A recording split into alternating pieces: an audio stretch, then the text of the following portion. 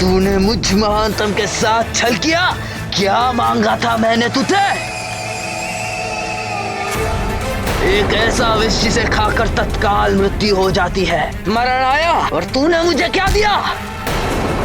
कौन सा चमत्कारी चूर्ण था वो? बता, नहीं तो आज मुझ महानतम के हाथों तेरी मृत्यु निश्चित है। बोल! सबसे पहले देखने के लिए हमारे चैनल को सब्सक्राइब करें और बेल आइकन दबाएं। दूर हट, दूर हट। लो, भाग गई सारी कुदृष्टियां।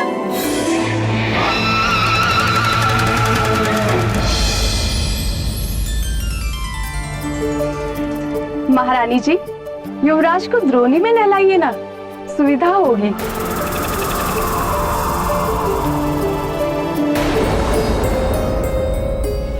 प्रातःकाल से आंजने मुझे कुछ भारी लगा।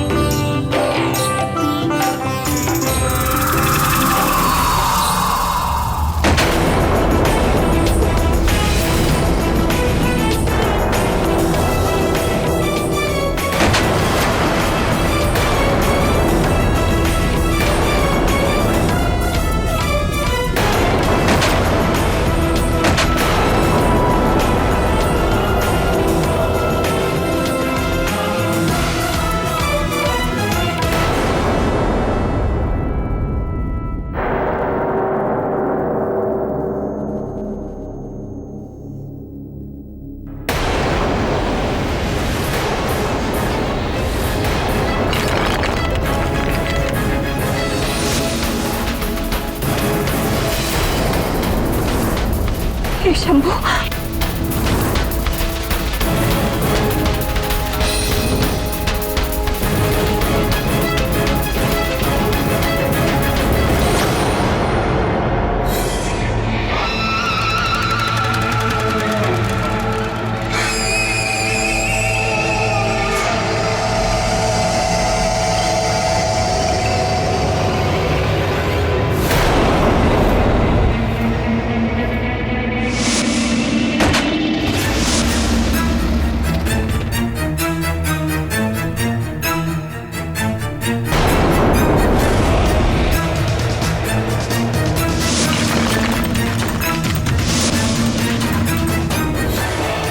ये तो वज्रकाय है।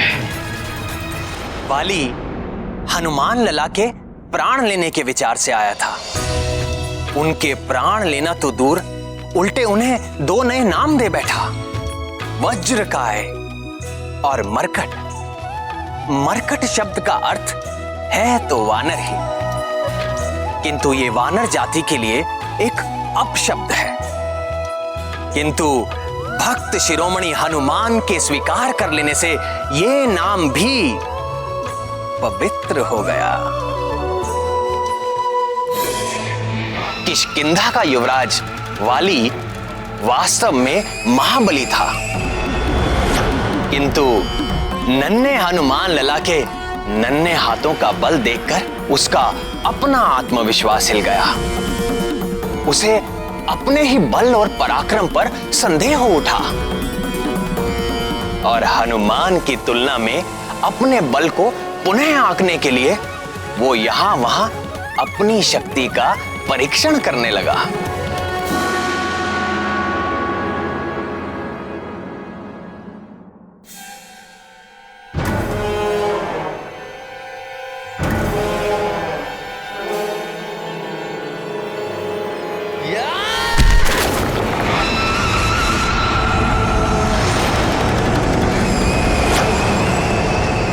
मैं महानतम हूं तो मुझ महानतम को अपने बल पर संदेह क्यों हो रहा है? 100 हाथियों का बल है मुझ में, फिर भी मुझ महानतम को ऐसा क्यों लग रहा है कि उस बालक का बल मुझ महानतम के बल से कहीं अधिक है? क्यों उस बालक का बल मुझे भीतर से भयभीत कर रहा है? क्यों? हर अहंकारी जब भी किसी संत महात्मा के सामने जाता है तो उसके अहंकार का भवन डोलने लगता है। वाली को भी हनुमान लला के आगे इसी संकट का सामना करना पड़ रहा था। बजरंग बली जैसे संतों में अहंकार नहीं होता ऐसा नहीं है, उनके भीतर मेरा ईश्वरीय अहंकार होता है, अर्थात अपने अहंकार से मुक्त होकर वो मेरे असीम ज्ञान, असीम ऐश्वर्य और असीम शक्ति के अधिकारी हो जाते हैं। जिसकी कोई सीमा ही ना हो उसकी कहां टक्कर होगी और कहां चोट लगेगी। इसी कारण हमारे हनुमान लला को चोट नहीं लगती। किंतु प्राण वल्लभ, हनुमान लला की ऐसी अद्भुत शक्ति देख अंजना और केसरी की क्या दशा हुई? चिंतित हुए, भयभीत हुए, सन्न हो गए। फिर स्मरण आया उनका पुत्र कोई साधारण वानर पुत्र नहीं है, वो तो स्वयं ब्रह्मांड नायक भगवान भोलेनाथ का अंश है। ये स्मृति आते ही ऐसा महान शक्तिशाली पुत्र पाकर वो बार बार अपने को धन्य मानकर सुखी होने लगे। फिर भी माँ तो माँ ही होती है, अपने पुत्र की रक्षा करने के लिए सदैव आतुर। इसीलिए अंजना ने हनुमान लला के बल की किसी से चर्चा नहीं की, पर सूर्य का तेज भी किसी के छिपाए छिपता है।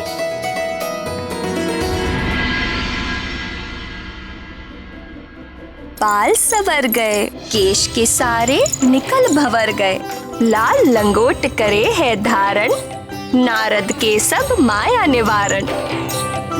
नारद जी ने आपको क्या कहा था? स्मरण है? दूर कर दे जो सब माया। ना ना ना ना, ये तो ऐसा नहीं है, ये तो माया डालने आया है। है ना?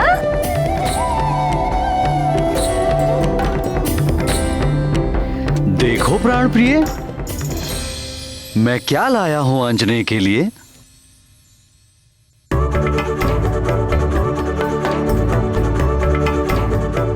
अरे देखो देखो देखो, तात क्या लेकर आए हैं? लाल के नन्हे नन्हे पैरों के लिए नुपुर। छन छन छन।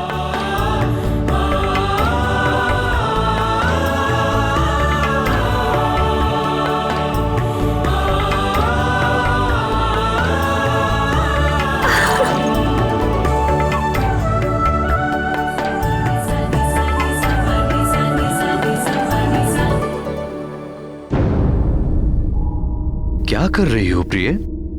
देखिए ना, ये कंठहार खुल ही नहीं रहा और ये कुंडल भी। आप इन्हें खोल देंगे? कंठार कुंडल तो यहाँ पड़े हैं। ये तो आप लेकर आए हैं। ये जो इसके कंठ में है, इसके कर्ण में जो है, मैं उनकी बात कर रही हूँ। ये कैसा परिहास कर रही हो? आंजने के कर्ण में कोई आभूषण नहीं, देखो कंठ भी रिक्त है।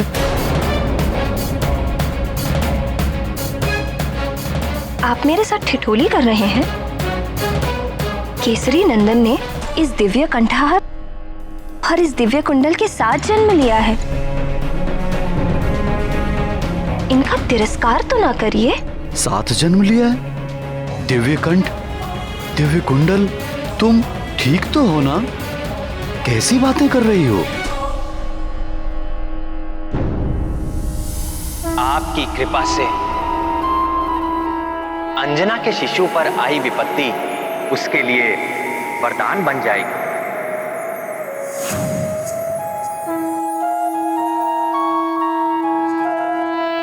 अगर ये वास्तविक है तो मुझे क्यों नहीं दिखाई दे रहा? ये दिव्य कर्ण और 2 कुंडल ना कभी दिखाई दिए थे, ना दिखाई दे रहे हैं। महादेव जाने आपको क्यों नहीं दिख रहे। मुझे तो निरंतर दिख रहे हैं और दिख ही नहीं रहे। मैं इनका स्पर्श भी कर सकती हूँ।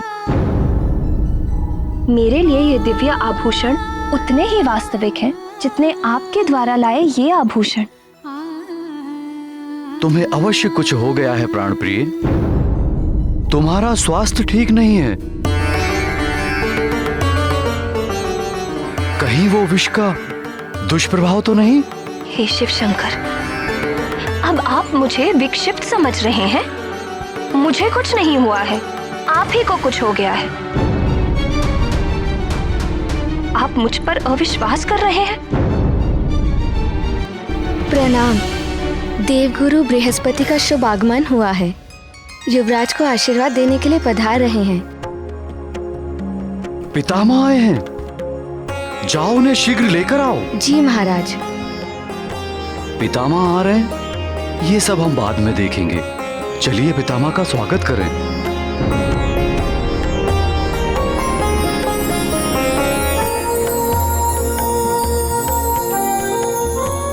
कल्याण हो वत्स।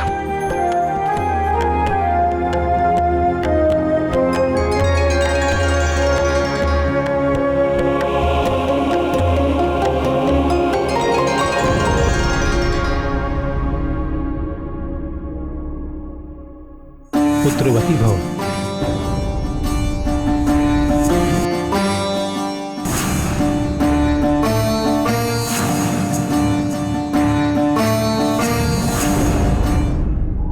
देवगुरु बृहस्पति को देखते ही अंजना की देह में एक झुरझुरी सी दौड़ गई।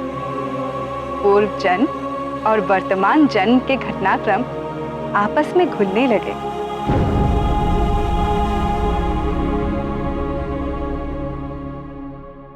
क्या हुआ पुत्री? इतनी चिंतित क्यों हो? देवगुरु तो सर्वज्ञ है, वे सब जानते हैं। अंजना की मनोदशा क्या उनसे छिपी होगी? अंजना को सब कुछ बताकर शांत क्यों नहीं कर दिया? सुलोचने, जीव अपने पूर्व जन्मों के कर्मों को भूलता ही इसीलिए है ताकि वो उनके पीड़ादायक पाश से मुक्त होकर शांति और आनंद में रह सके। देवगुरु सर्वज्ञ है, जानते थे कि समय के पूर्व कुछ भी करना घातक सिद्ध हो सकता है। इसीलिए वो उचित समय आने पर अंजना को स्वयं ही सब कुछ बता देंगे। रत्नकुंडल, दीप्तिमते, कैसा अलौकिक शिशु है ये। आपका प्रपौत्र है। मेरा प्रपौत्र होने से अलग भी ये बहुत कुछ है,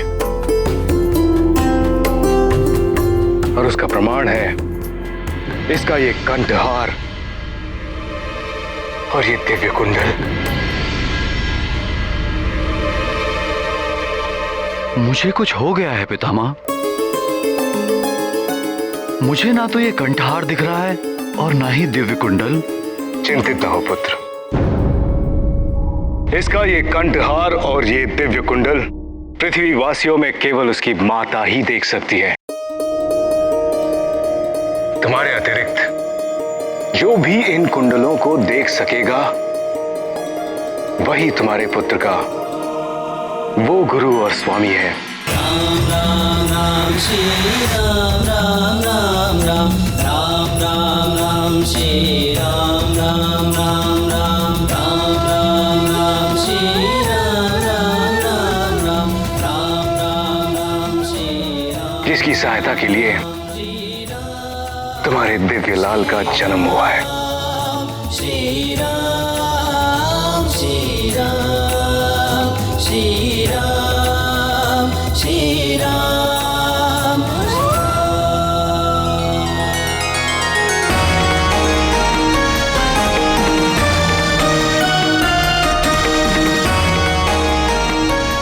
तुम्हारा वानर कुल में जन्म लेना सार्थक हुआ पुत्री।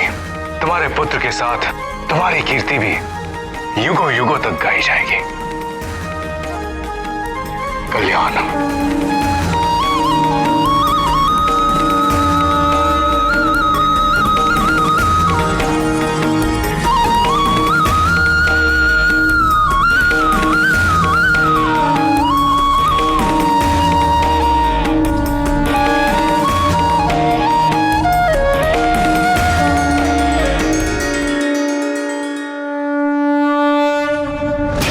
ये कैसे हो सकता है? ये सत्य नहीं है। एक नवजात शिशु के गिरने से चट्टान नहीं टूट सकती। चट्टान पे गिरने से हड्डी पसली टूट जाती है, किंतु चट्टान नहीं टूटती। अर्थात मैं जागते हुए स्वप्न देख रहा था, मुझे धोखा हुआ था। नहीं, ये धोखा नहीं था। मुझ महानतम की आंखें धोखा नहीं खा सकती। अर्थात मैंने जो देखा था वो सत्य था। सत्य था वो। किंतु ये कैसे संभव है? कहीं उसका शरीर वज्र का तो नहीं बना? इसीलिए मेरे दिए हुए विष का विष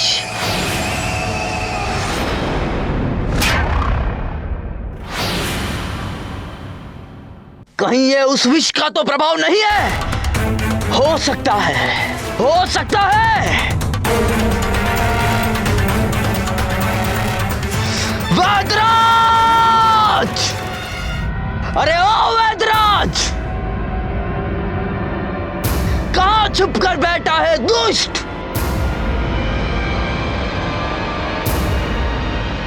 बाहर निकाल दुष्ट! मैंने कहा बाहर निकाल। या बाहर निकाल।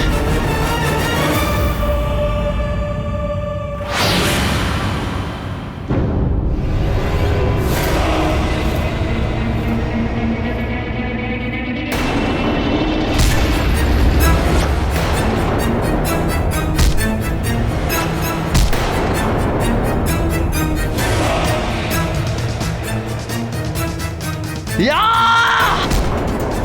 तूने मुझ महानतम के साथ छल किया। क्या मांगा था मैंने तुझे? एक ऐसा विष जिसे खाकर तत्काल मृत्यु हो जाती है। मरण आया और तूने मुझे क्या दिया? कौन सा चमत्कारी चूर्ण था वो? बता, नहीं तो आज मुझ महानतम के हाथों तेरी मृत्यु निश्चित है। बोल!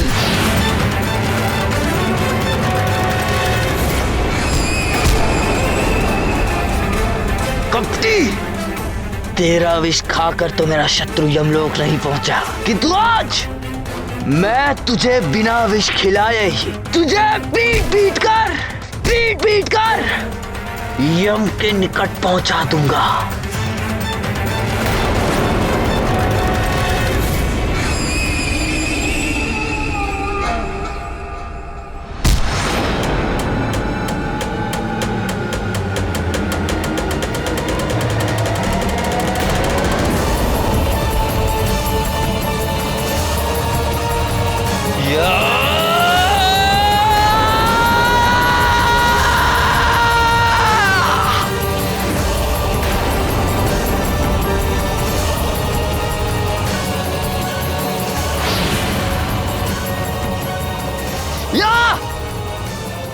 इस विद्रोही ने मेरे साथ छल किया है। छोड़ दो मुझे, छोड़ दो। कुछ बोलने का अवसर ही नहीं दे रहे हैं, पीटते जा रहे हैं केवल। वो तो ऐसा भयंकर विष बना था जिसके स्पर्श मात्र से मेरी ये स्थिति है कि मैं अब तक तीव्र ज्वर से पीड़ित हूं और आप कह रहे हैं कि उसने अपना कार्य नहीं किया।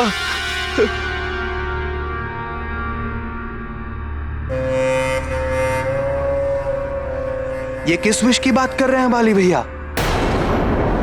किसको विष दिया? कौन जीवित रह गया? कौन है वो शत्रु? है एक मरकट शिशु है, किंतु अद्भुत है उसका बल।